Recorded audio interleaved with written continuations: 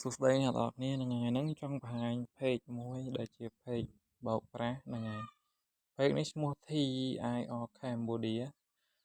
page នេះធ្វើពាក់ព័ន្ធមួយនឹងការយកប៊ិចមកធ្វើនៅផ្ទះញ៉ៃអញ្ចឹងណាខ្ញុំបានធ្លាប់ធ្វើរួចហើយ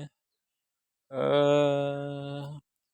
ខ្ញុំកាលហ្នឹងខ្ញុំចំណាយ1000ដើមដូចជាអស់100000ហើយគេឲ្យយើងទាមទារថ្លៃរដ្ឋបាល$5ទៀតទាំងអស់វាអស់ពី100000អញ្ចឹងហ្នឹងហើយជារួមទៅនៅពេលដែលខ្ញុំផ្ញើលុយឲ្យផ្ញើថ្លៃរដ្ឋបាលឲ្យហើយគឺជាក់ស្ដែងគឺអត់ផ្ញើប៊ិចមកទេហើយមុនដំបូងគេនិយាយថាអឺអត់មានមុនដំបូងនិយាយថា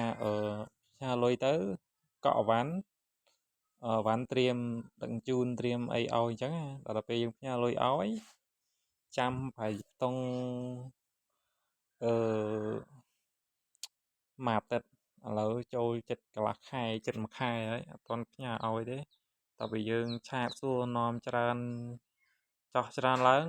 ឡូវគឺប្លុកយើងបានសម្រេចហើយ page ហ្នឹងនៅតែបន្តប៊ូតបន្តអីបន្ថែមទៀតអញ្ចឹងហើយសូមផ្ដាំផ្ញើទៅកាន់បងប្អូនទាំងអស់គ្នាដែលឃើញការផ្សព្វផ្សាយរបស់ page មួយនេះកុំតាក់ទងទៅអីព្រោះថាជា page បោកប្រាស់គឺថាជា scam online ណាដែលបោកលុយតាមប្រព័ន្ធអនឡាញអីចឹងណាអញ្ចឹងហើយសូមប្រយ័ត្នប្រយែងកុំតាក់ទងទៅអីហើយរាល់ Telegram ដែលយើងធ្លាប់និយាយធ្លាប់អីពីមុនជាមួយនឹងវាហ្នឹងគឺវាធ្វើការលុបចោលរាល់ការនិយាយសន្ទនារបស់យើងហ្នឹងណាវាលុបរបស់យើងចោលហើយប៉ុន្តែខ្ញុំបាន record ទុកហ្នឹងហើយជាក់ស្ដែងយើងមិនមើលច្រើនទេមុនដំបូងខ្ញុំគិតថាបោតែគិតថាលុយ100000ចំណាយចោលហើយមុនដំបូងហើយវាថាពេលយើងតាក់ទងទៅវាម្ដងទៀតវាថាកញ្ចប់1000ដើមនឹងអត់មានទេវាឲ្យយើងយក5000ដើម5000ដើមវាសរុបមកវា500,000ហើយទាំងថ្លៃរដ្ឋបាលថ្លៃទៀត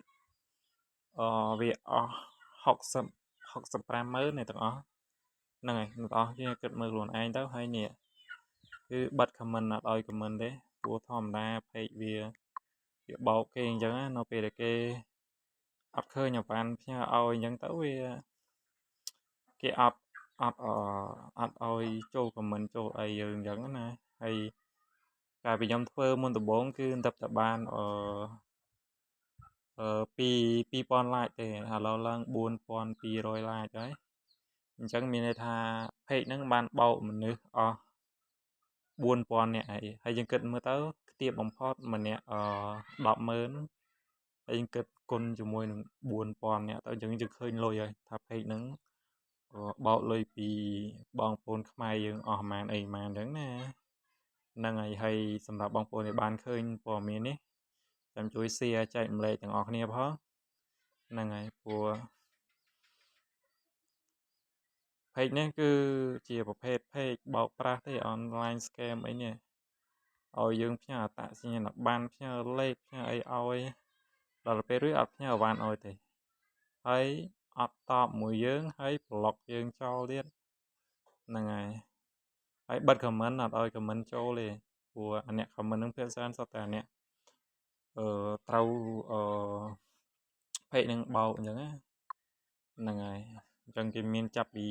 1000ដើមរហូតដល់10000ដើមអញ្ចឹង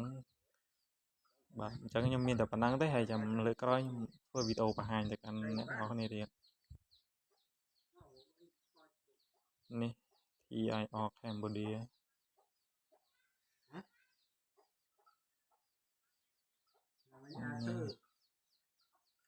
នេះបាទអរគុណ